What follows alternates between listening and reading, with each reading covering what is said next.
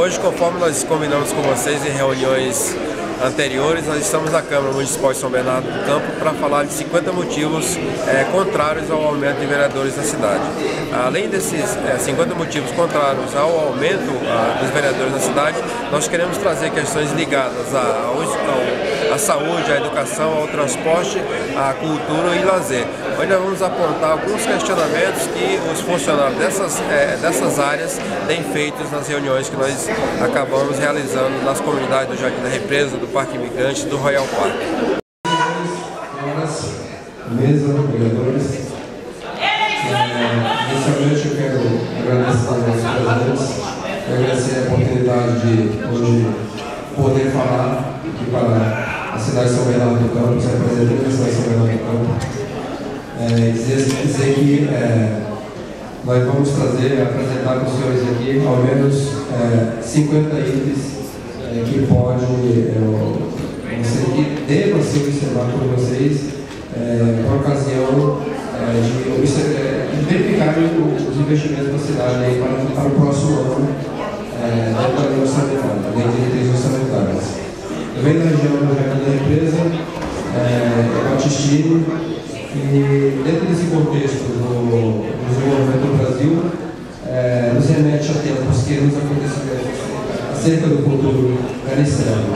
Ao revisitar a história política brasileira do ponto de vista da construção da democracia, vamos perceber que, apesar dos esforços para promover uma sociedade equânime, converge-se sempre para beneficiar a minoria detentora do poder. Foi nessa perspectiva de beneficiar a minoria detentora do poder que a gente vai trazer, então, aqui alguns itens que vocês devem considerar na votação.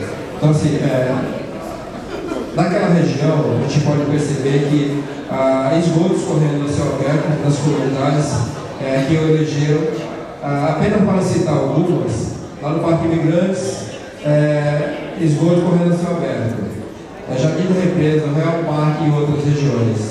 Crianças em situação vulnerável, vivendo imagens de córregos, como é o caso do Jardim da Represa e outras comunidades onde famílias moram em condições subhumanas porque o projeto de urbanização daquela região não saiu até agora. A opressão aos funcionários da saúde, desvalorização da carreira. Há relatos de funcionários da saúde que sofrem pressão para que vote em determinado candidato. A terceirização da saúde. Então você vai a uma unidade básica de saúde, você passa lá 3, 4, 5, 6 horas.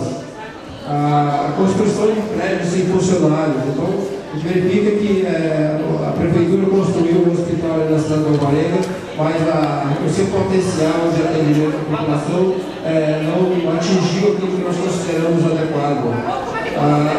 Vai ser necessário implementar esse desenvolvimento, essa contratação de funcionários, visto que o Programa Saúde da Família, que é chamado PSF, não tem levado em consideração a humanização da saúde, que se emprega pelo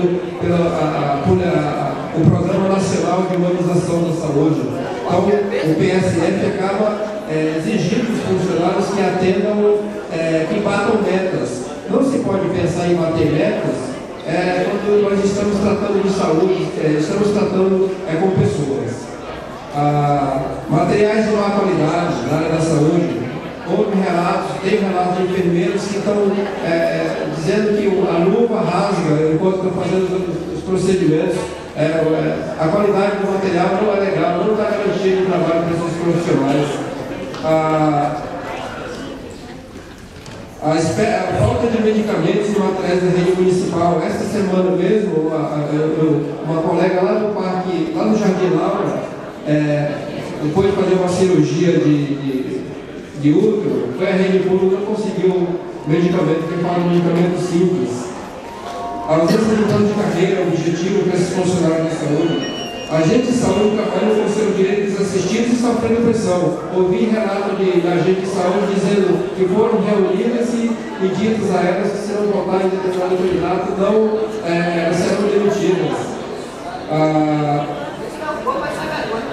Na área do trânsito, uma das cidades mais ricas do país tem um sistema de transporte público muito caro, R$3,80. Lá no Jardim da Represa tem um circular que vai sair do nada para lugar nenhum e cobra R$3,80. Então nós precisamos de uma circular que desse conta de fazer com que os moradores se deslocassem das comunidades mais distantes para as UBSs.